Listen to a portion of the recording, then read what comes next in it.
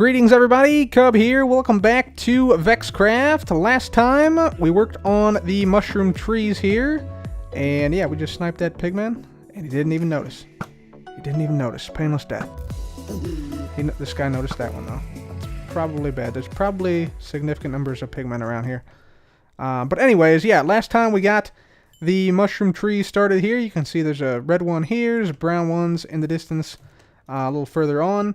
And today we're going to be continuing the creation of these mushroom trees. We're going to be putting some of these mushroom trees on the opposite half of the island. Way, way, way over there. We can't even see the other side. The other half of the island over there. You can just barely make out one mushroom we need to get to. But yeah, we got this whole side of the island done. And today we're going to try and get the other half done. But first, the hashtag Ask Jarvis question of the day. And my elytra is still broken. So we have to fix that. I'm also having a little bit of trouble with my E key on my keyboard. So if you see me like just do this real quick and then it goes away and then comes back like that, yeah, that's what that is. So I'm going to have to get a new keyboard soon. But today's Ask Jarvis question of the day: should we blame the other hermits for stuff on this server and not Jarvis? So I've modified the question a little bit. But should we blame the other hermits for stuff on the server and not Jarvis? Or is it all Jarvis's fault? The answer is, the stars say yes. So, yeah, you should blame the other hermits for stuff on the server and not Jarvis. Jarvis is absolved of all responsibility because he says so. He is the ultimate authority. So, there you go, guys. There you go. And, yeah, today, guys, what we're going to be doing, today's going to be a little bit of a different episode. Today, what we're going to be doing, number one, we have to go repair this elytra here. That's for sure. But we are also going to, actually, you know what? I don't have to go repair the elytra. You know why? Because I'm prepared. Hang on. Watch this. Watch this. You ready? We're going to repair the elytra right here. See this? Backup elytra. Boom. Nailed it. Even named it the backup elytra. How about that? So, yeah, we'll just swap these out. Put that in there. Apparently, we need to repair another one that I also broke at some point. And we're just going to pop that right in there. Get our chicken back. And we're good to go. Nice. So, yeah, today what we're going to do, we're going to head out to the other side of the island. We're going to get some of these mushrooms over here converted into mushroom trees. But while I do that, I said at the end of the last episode I would be taking your questions from both YouTube and on Twitter. And we're going to be doing that during this time. I do, however, want to first see what this looks like here. Let me just quickly drop off a few things so I can update this map. I want to see what these... Yeah, you can see that the trees are significantly bigger than the old mushrooms. So that's pretty cool. Yeah, you can see them all update there, or most of them update there. That's cool. I want to get this one out here too. Make sure to update this one. Yeah, there we go. Nice. So it's actually like an improvement, or an increase in mushroom blocks, it seems. Nice. Okay, cool. So yeah, that's what we're going to be doing today. I'm going to be doing a question and answer session today. So yeah, that will be most of the episode today. Okay, guys, so let's go ahead and get started with this Q&A. I was kind of planning to do a overview time-lapse and then voice over that. But as you can see, CubCam having significant difficulties tonight. So, yeah, we're just going to do it in first person. So, let's go ahead and get started. So, first question is coming from a Twitter user, from Nick Griffith. And Nick asks, if you found a new planet, what would you name it? It can't be Cubland. Lol. Of course, it would be Llamaland. No, I'm just kidding. If I found a new planet... what would I name it? I would probably name it, let's see, what's a good name? I might name it after, like, you know, somebody I know, like my grandmother, or my mom, or a girlfriend, or wife, or something like that would be good. But I think what would actually get accepted would be something like Aethernalis, or something like that. Something like a Roman god. Like the Roman god of eternity. I think it's called something like that. So Aethernalis is what I'm going to go with. After the Roman god of eternity. Because, yeah, I guess you could sort of frame it as, you know, being, you know, never stop learning, never stop exploring. Because a new planet is a pretty significant find. When they actually found the moon of Pluto, interesting story, the guy actually named it Charon, which is... The current name, actually, after his wife, who's named, I think her name is Sharon. But yeah, he accidentally did that, and then he found out later it was like the god of the underworld. So it went really well, and he got the name accepted. So that's kind of a cool story about Pluto. But yeah, I'd probably do something with that with like a Roman god, the Roman goddess of eternity. So yeah, that would be one thing I would name a new planet. And hopefully within the next decade or so, we will find Planet 9 out in the outer solar system if we're lucky. Indications right now sort of not really point strongly to it, but there's enough reason to think it exists now that it very well might be. It wouldn't surprise me if it was discovered in the next 10 years, if it does exist. So yeah, that's something to look forward to. Alright, so next question comes from our fellow convicts, Good Times with Scar. And Scar asks, if you could watch any of these rockets in person launch, which would you choose? Saturn V, Space Shuttle, N1/L3, or the BFR? Ooh, man, that's a good question. That's a tough question. Ooh. So Saturn V, obviously you're watching a moon launch, moonshot, basically, so you get that extra bonus. Space Shuttle would be a cool launch to see. I never actually got to see the Space Shuttle, so that would also have been cool. N1, you get to see an explosion, so that's awesome, because N1 never flew successfully and exploded every time on the pad. So that's awesome in a sort of a tragic way. Although I don't, yeah, I'm not sure that would be great to see. Yeah, just the thing explode. BFR going to Mars, that would be amazing, and also would be the most powerful rocket ever. So I'm gonna go ahead and choose BFR, the Big Falcon rocket. In fact, I've been sort of working on a video about the Big Falcon rocket, which you can see right over there, curiously enough. So, yeah, I've been actually working on a separate video about BFR and how it may be Earth-to-Earth BFR travel may be economically feasible. So, yeah, I've been working on that a little bit. So, yeah, I would choose BFR of those four.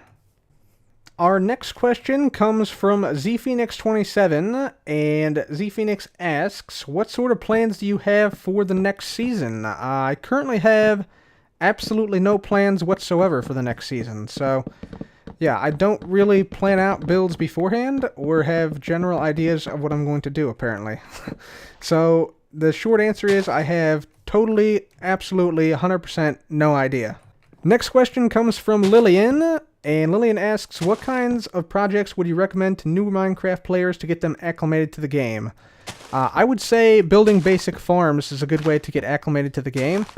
I'm talking about things like basic carrot and potato farms, like water-based carrot and potato farms, just because that gets you acclimated to the physics of the game, like the water physics, what, types of, how you saturate the ground. It introduces you to a lot of those types of physics, and also requires you to build around those to make those, like if you want to make them look good, you have to build around the actual farm you made. So that's sort of a very good way to get started. Just make basic farms, and then from there, like, build your knowledge on that, and then just keep going. So that's what I would recommend, basic farms to get started in the game.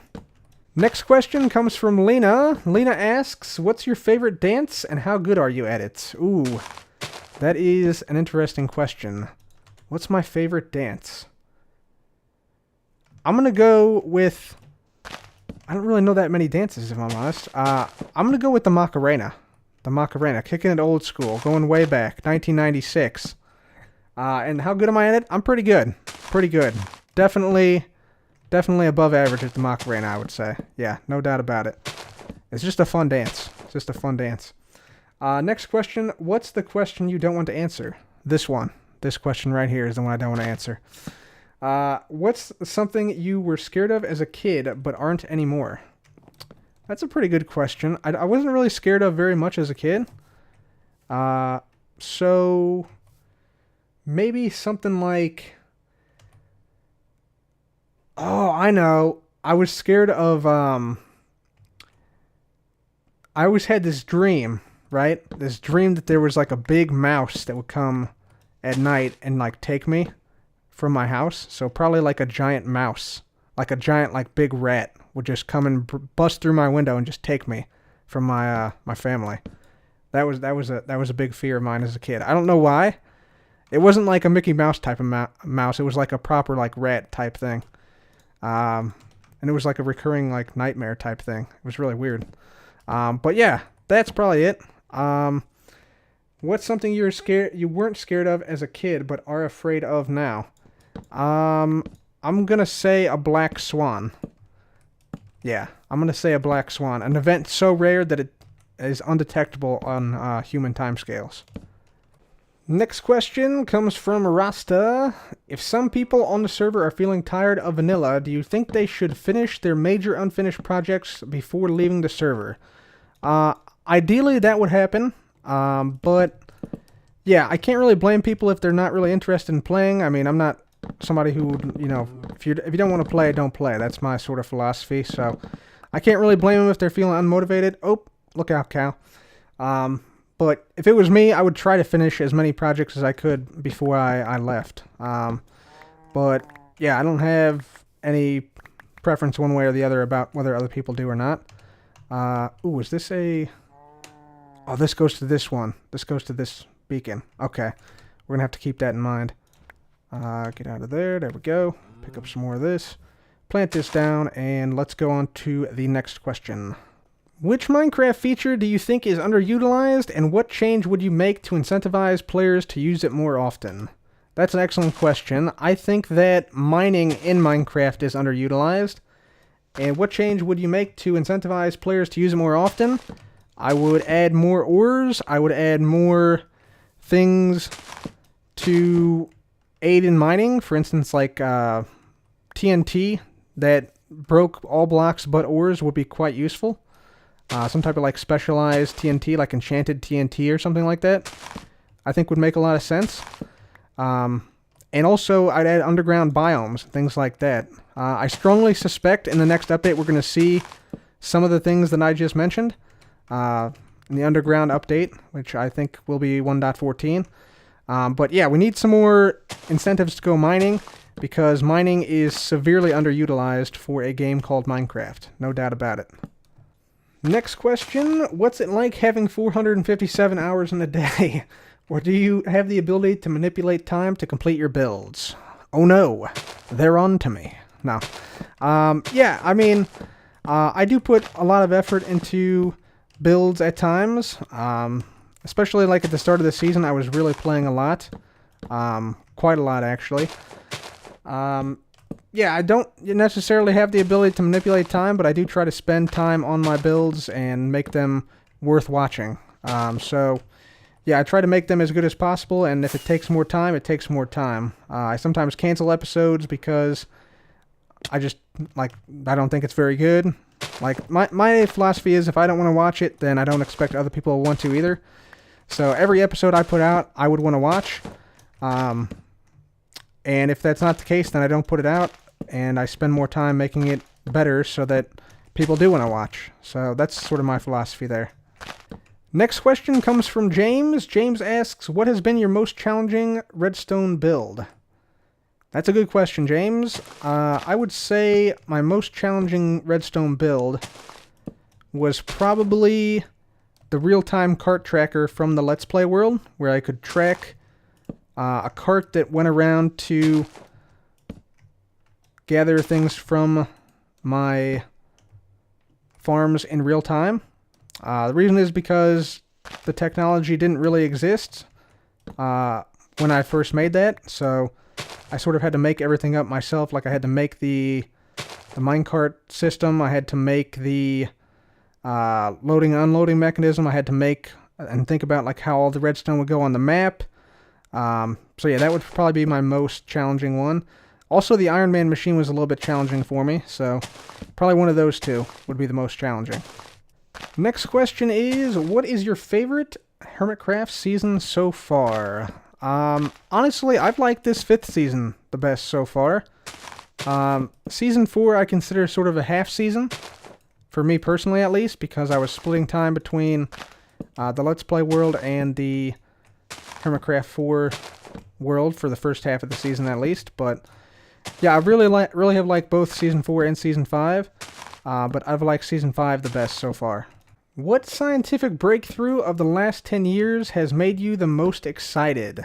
Ooh, that is a tough one.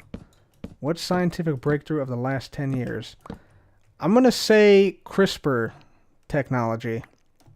Because CRISPR, if you guys don't know, is basically a gene splicing technology that can go in and cut out certain genes and replace them. So if this technology pans out, basically it could allow you to cure genetic diseases and also potentially to replace genes that are not advantageous with ones that are. So that's probably my favorite scientific breakthrough of the last 10 years. Next question from Sammy. Did you watch Avengers Infinity War? And if so, I have some more questions. More for you to ignore if you haven't seen it. Favorite moment, favorite character, overall positives and negatives. Well, I haven't actually seen Avengers Infinity War. The last Avengers movie I saw was Doctor Strange. I still haven't seen any of the Thor movies yet either.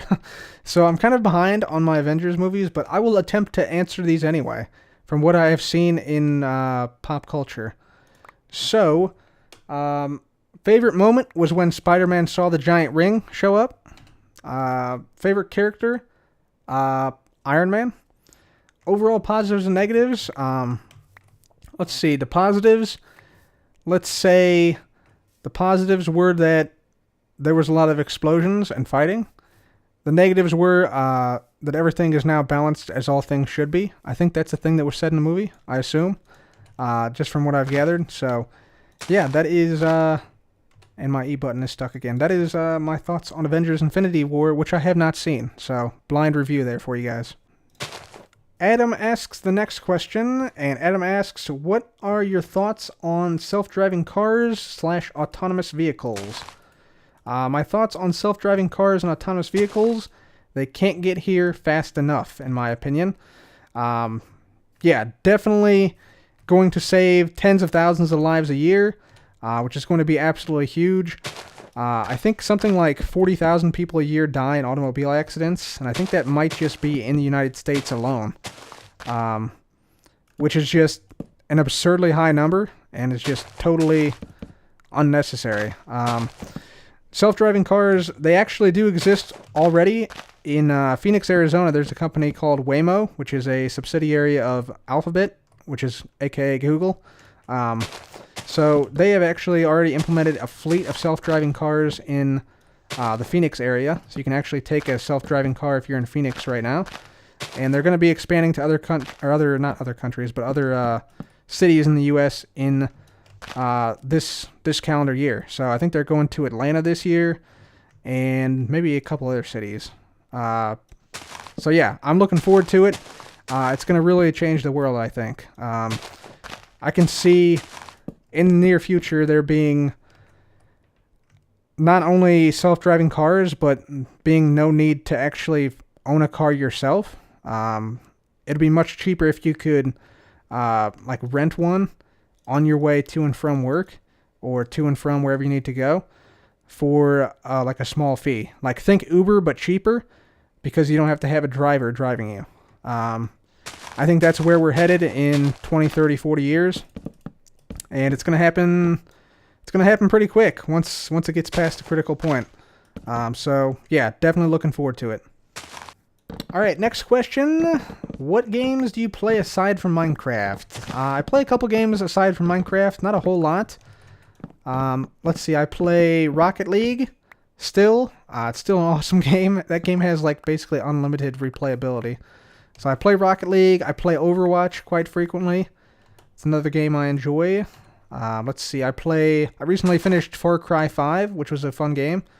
The storyline is not that good, but yeah, it was fun nonetheless, I thought. So yeah, I played that. Let's see, what other ones? I play a game called 80 Days, which is a sort of choose-your-own-adventure type game, where they put you in 1800s Victoria-era London, and you have to make it all the way around the world in 80 days, based on decisions you make, like where you go and how much you spend and how you trade and stuff like that. That's a really fun game I played recently. And that has a lot of really good replayability, as does Rocket League and Overwatch. Both those have a lot of replayability. So those are the main games besides Minecraft that I play. Next question comes from Andrew. Andrew asks, a couple of questions. Are the convex returning in Hermitcraft Season 6? We shall see, Andrew. We shall see. Perhaps they are, perhaps they aren't. We'll have to wait and see. Next question. Which Marvel hero would you be if you were in the Marvel Universe? I would probably choose to be Iron Man. You know, billionaire, genius, playboy, philanthropist. That's pretty good. That's pretty good. So I'd choose Iron Man. Next question. Throughout Season 4 and 5, which collab was your all-time best so far? Examples: False Symmetry, Hot Swap, and Tangler, Good Times with Scar, Convex Pranks. Let's see. Throughout Season 4 and 5, I would say probably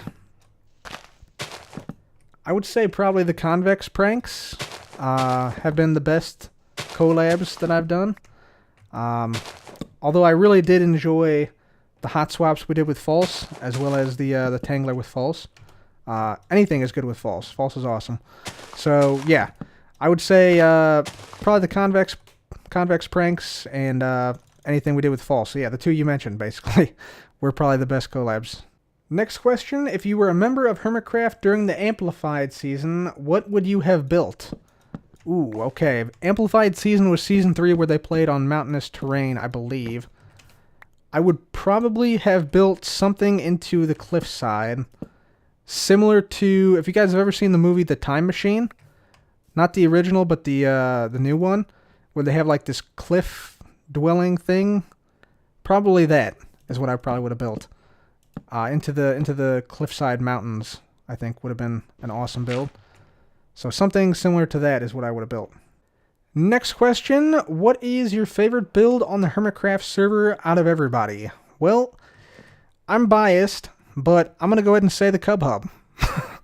Because I built it, and it's awesome. It's really, really cool. Every time I go into it, I smile. But besides builds that I've made this season, so anyone that I haven't contributed to the most, let's say, I would say either Tango's base or Scar's community area. Both those builds have tremendous amounts of detail, were meticulously planned, and they turned out phenomenally well. So I would say any of those builds which I just mentioned, those are some of my favorites. Next question comes from Samilky. Samilky asks, hey Cub, are you thinking about returning to your old Minecraft survival Let's Play after Hermitcraft is done? That's a good question. That series, the survival Let's Play series, is currently still on hiatus because I don't want to have two vanilla survival Minecraft series going at the same time. Because, yeah, in my opinion, when I tried that, it affected the quality of both series a lot. And I would much rather have quality over quantity. So the answer is possibly. And we'll see. I'm not exactly sure. I would definitely like to. I think about that world every single day and returning to that world and playing on that world literally every single day. So it's very possible I may return to it, but we'll have to see what the future holds.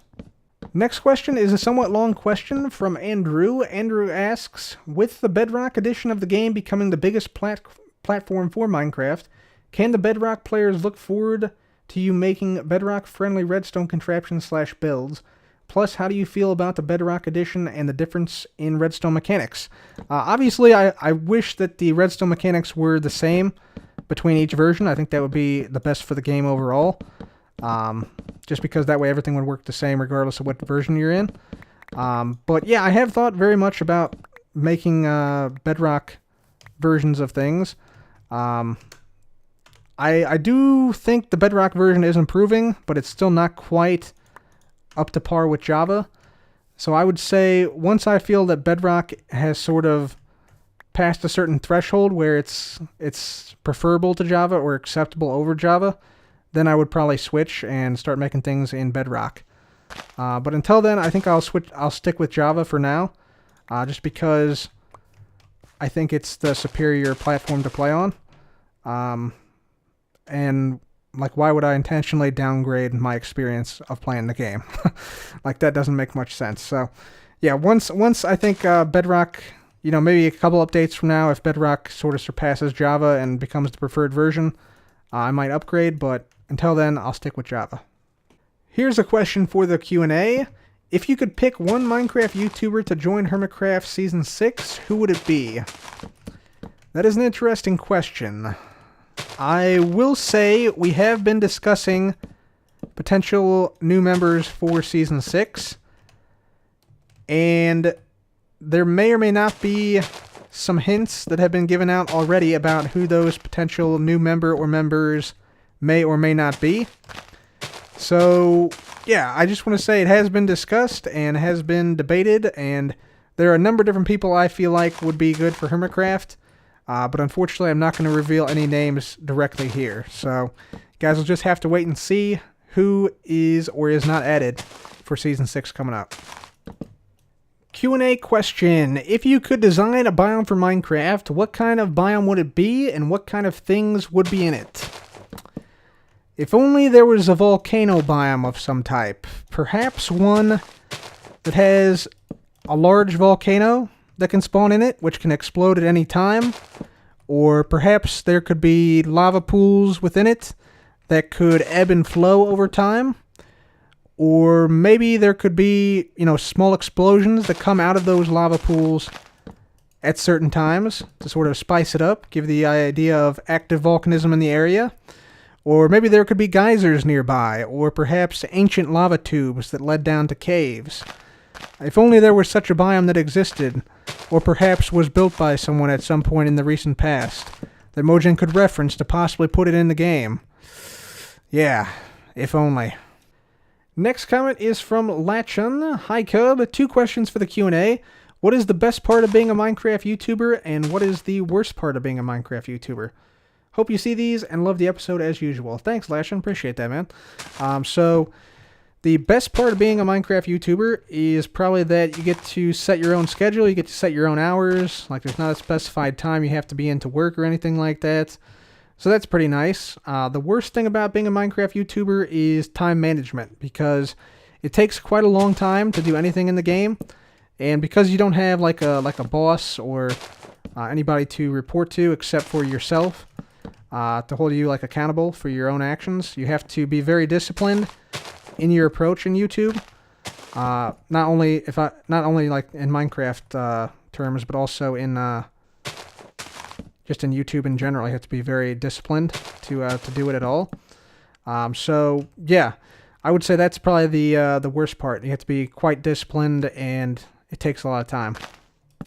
Next question, what happened to the Convex? That is a good question. The Convex have taken over the server completely and dominate the server unopposed. So we've just been kicking it in the penthouse for the last couple weeks. Just been chilling in the hot tub, doing some dancing, scheming, plotting, and yeah, just acquiring wealth basically is what we're doing right now at this point. So yeah, the Convex are still here. We're still rocking it, and yeah, we still dominate the server. Today's final Q&A question comes from Dragons, and Dragons asks, from where do you get inspiration for all your builds and designs, and how do you organize yourself to make large and big projects? I always try to do big projects, but most of the times I get frustrated and finally sidetracked. Also, sorry for my bad English. Love your channel. Thanks, man. Glad you enjoy the channel.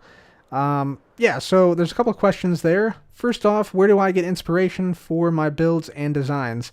I get inspiration from a lot of places, from real life, from other Minecraft YouTubers, from other hermits. Yeah, it just depends. So for instance, with the Cub Hub, that's just something that I got from, inspiration I got from real life. Looking at all these awesome pictures of, galaxies and planets and things like that. And essentially what I did was I just, wrote down exactly what I wanted and then just started, drawing designs of what I wanted. And also looking at, kind of trying to picture it in my mind, what the end result would look like. So, yeah, that's sort of how I get inspiration there from real life. I also get inspiration from others. So, like for instance, this BFR here, Score built a BFR at his base, and I took inspiration from that and built a BFR of my own with the second stage separated, so slightly different than his. And then I just sort of built off of this. So, like, I had the idea of the main tower, the BFR, and then off of that we have, like the LOX tank, the fuel tank, the lightning rods, and then also the tracking stations around here. So you can sort of, tack on builds that relate to other builds in your world, and that really helps out a lot too. And then other stuff I've seen, like some of the farms I have around here, they're just cool designs or cool builds that I've seen other people make, other YouTubers make, that I thought were really awesome. So, yeah, that's some of that for the first question. As far as how I organize myself in making large builds and projects, usually I write stuff down so I have, if I have a good idea, I have the idea for later. If it's a really big project, like for instance the Nether Hub, like that project took months to do. Like it was many, many weeks of work, and you got to take breaks because it's very important not to get burned out, and you want to have fun doing a project. You don't want it to weigh on your mind. So, yeah, just take breaks, but keep the ideas in your mind so that when you do come back to the idea, it's fresh in your mind, and you can. I found that taking breaks from projects sometimes helps quite a bit. Like it really helps to take breaks and pace yourself because usually if you get stuck on some point in a project, you can usually take a break, come back to it later, and you'll have some other type of idea that you may not have been consciously thinking about, but subconsciously your brain has been working and you've come up with a good solution to it. And so that can sometimes work out in your favor. Anyways, thank you guys for all the questions on the Q&A. Hopefully these were somewhat insightful and help you guys in some way, and maybe you guys got to know a little bit more about me and about sort of how I play and how I operate here. So I hadn't realized how long the episode had gotten, and yeah, we're going to have to finish it right here because it is actually super, super late now, and I got to get to bed. Anyways, guys, thank you all so much for watching. Hopefully you enjoyed this episode. If you did, please do leave a like, and make sure to subscribe for more videos like this. Next episode, we will finish off the mushroom trees, and also do some other stuff around the island we've needed to do for quite some time. Anyways, guys, thanks again for watching. This has been Cub. Goodbye.